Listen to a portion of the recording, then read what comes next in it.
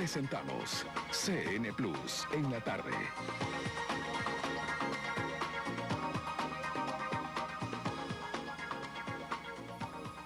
Amigas y amigos, buenas tardes, qué gusto saludarles. Aquí todo listo en el estudio de CN Plus a esta hora del día para llevar pláticas importantes que de seguro son de su interés.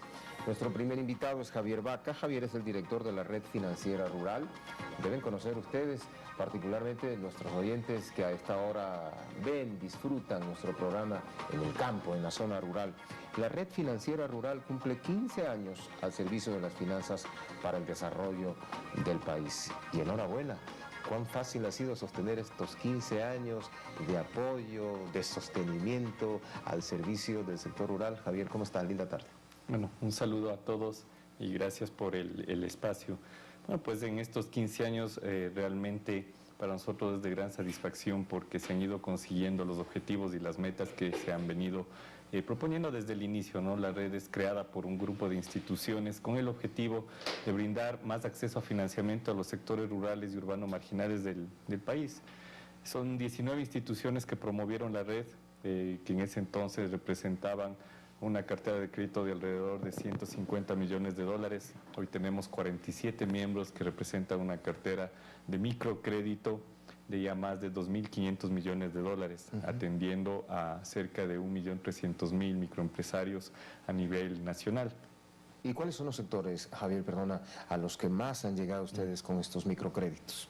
Bueno, hablamos del microempresario, de aquella persona que genera su propio emprendimiento, que no tiene, digamos, pues, cabida de tener un empleo formal, sea en el sector privado, en el sector público, entonces le toca generar su propia actividad para sobrevivir.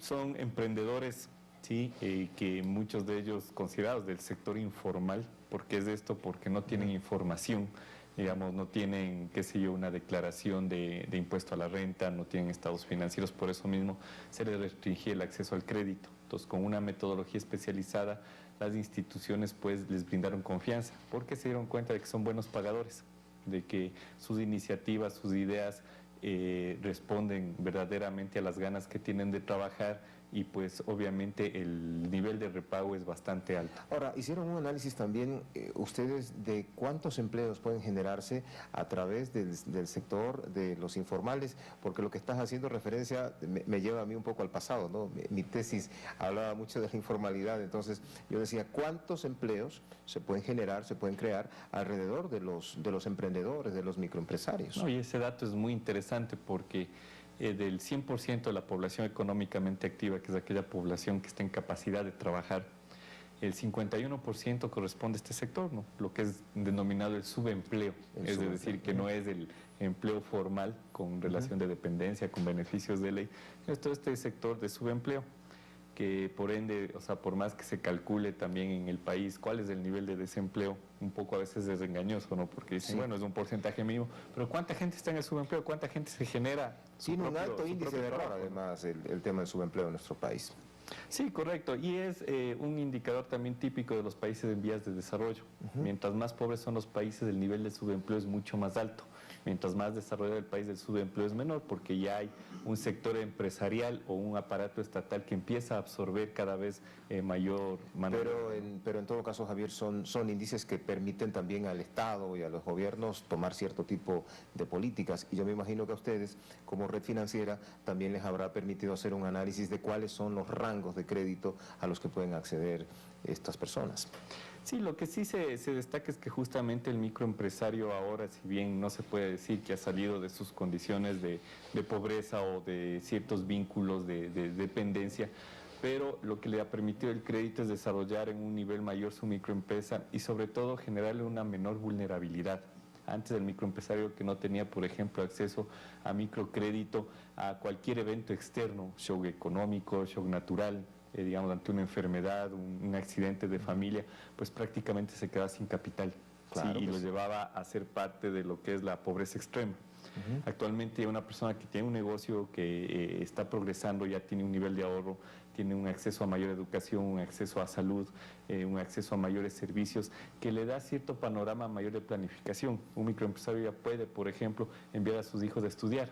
Antes eran manos de obra de la microempresa porque de eso vivían, porque tenían condiciones de explotación, posiblemente dependían de agiotistas, de chulqueros, o no tenían el financiamiento, dependían de un Y de intermediario. allí surge el concepto, Javier, que promueve hoy el presidente Correa, ahorro igual a inversión. O sea, un microempresario que hoy por hoy está ahorrando tiene la capacidad de invertir en otra maquinaria, en el estudio de sus hijos dentro o fuera del país. Por ahí van haciendo el asunto. Exactamente, eso es lo dinámico del microcrédito, que no depende de otras políticas antipobrezas como son bonos, por ejemplo, regalos que se dan una sola vez y es un gasto.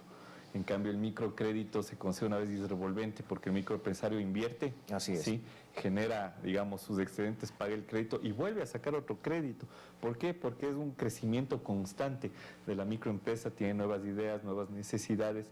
Y lo que se ve también es que con el pasar de los años, bueno, nosotros cumplimos 15 años, por ejemplo, pero el microcrédito ya en el país tiene más de 30 años, 40 años desde sus inicios y se ve que ya hay un cambio generacional, que ya no es el microempresario que un poco en base a su percepción, a su instinto, a su visión de negocio progresado, sino ahora sus hijos que han estudiado pues ya hacen contabilidad, mercadeo, diseñan nuevos productos, entonces se ve que ya están en otro nivel, ¿no? Y empiezan como a ampliar el mismo negocio. Correcto. Ahora, ¿tienen ustedes datos, tienen ustedes cifras? No sé, digo yo, hace 15 años, en los primeros microcréditos, hoy haciéndoles un análisis, ya deben estar completamente crecientes, ya deben tener más de un local, ya deben haber generado más de un empleo en todo ese tiempo.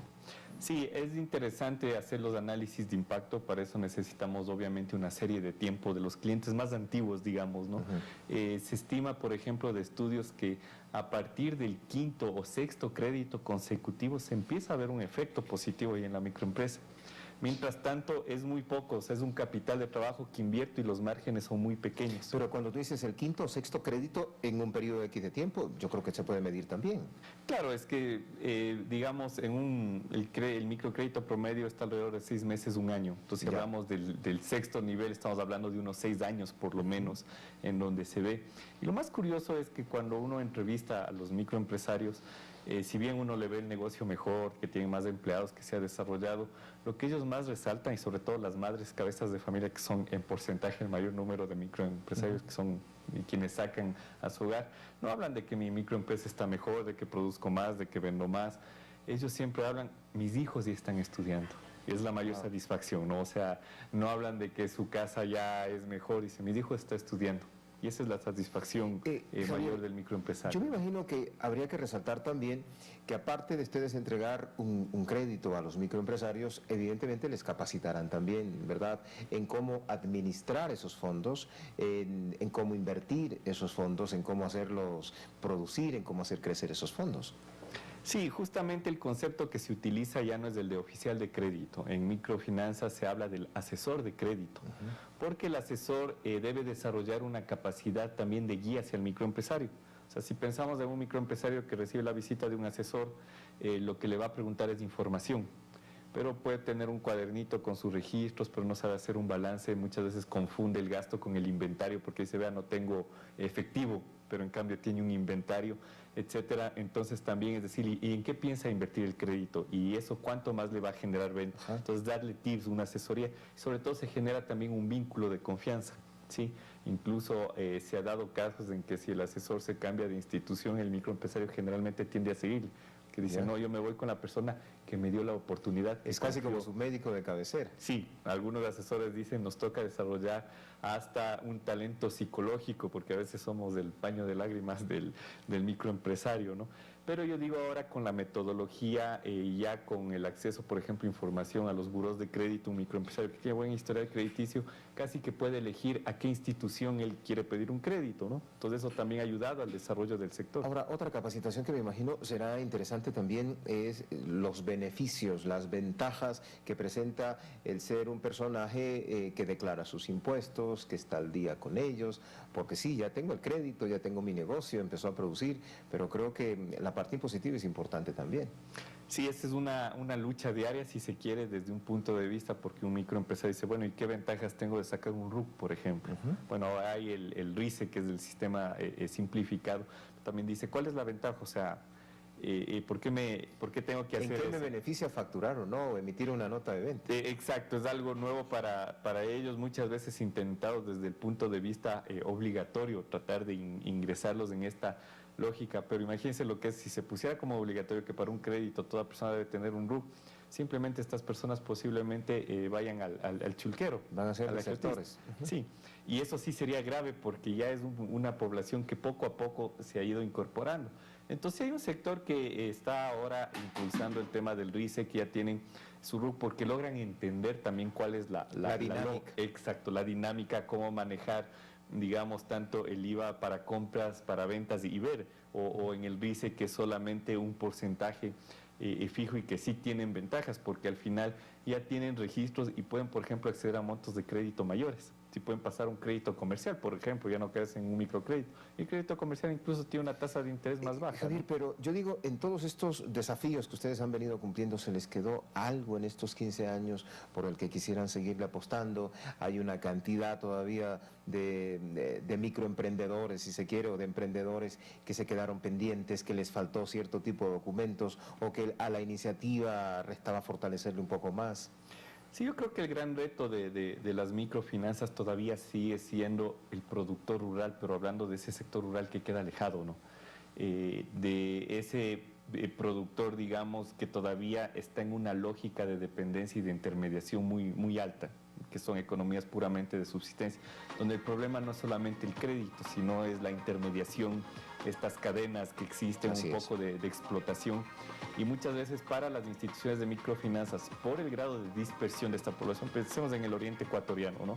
Donde un cliente está disperso, digamos, y si un oficial quisiera visitarles a todos, pues realmente el tiempo que invertiría versus el monto de crédito resulta muy costoso. Entonces, probablemente hay poco acceso. Lo otro es el poder financiar proyectos productivos. Si hablamos a nivel macro del cambio de matriz productiva, a nivel micro también se tiene que hablar de ese tema, pero es mucho más complejo y difícil.